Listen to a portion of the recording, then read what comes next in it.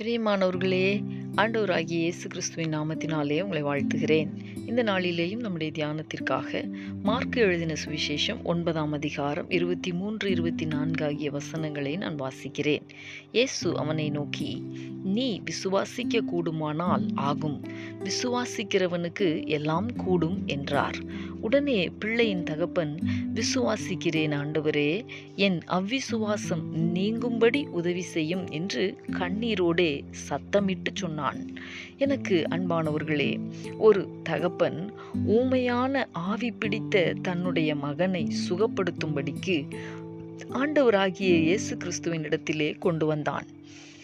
நீர் எங்கள் மேல் மனதிறங்கி எங்களுக்கு உதவி செய்ய வேண்டும் என்று ஆண்டவரிடத்திலே கேட்டபோது, ஆண்டவராகிய இயேசு கிறிஸ்து அவனை நோக்கி, நீ விசுவாசிக்க கூடுமானால் ஆகும் என்றார்.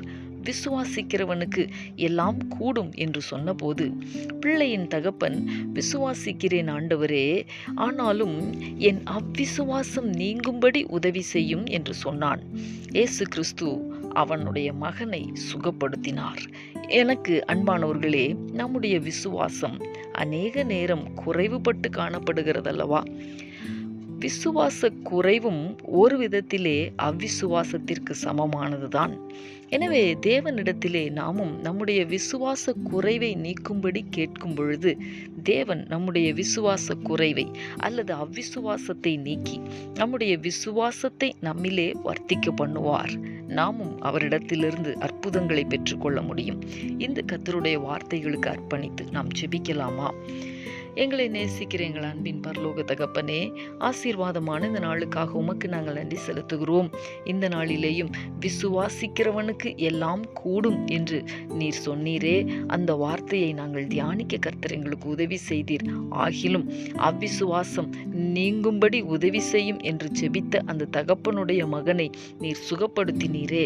தகப்பனே, எங்களுடைய வாழ்க்கையிலே அநேக நேரங்கள் நாங்களும் விசுவாசிக்கிறோம், ஆனாலும் எங்களுடைய விசுவாசம் நீங்கும்படி எங்களுக்கும் நீர் உதவி செய்ய வேண்டுமாய் உம்முடைய சமூகத்திலே இந்த நாளிலே நாங்கள் விண்ணப்பிக்கிறோம்.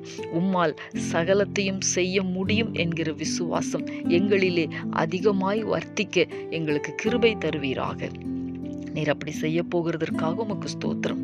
இயேசு கிறிஸ்துவின் நாமத்தில் வேண்டிக் கொள்ளுகிறோம் நல்ல பிதாவே. ஆமேன், ஆமேன்.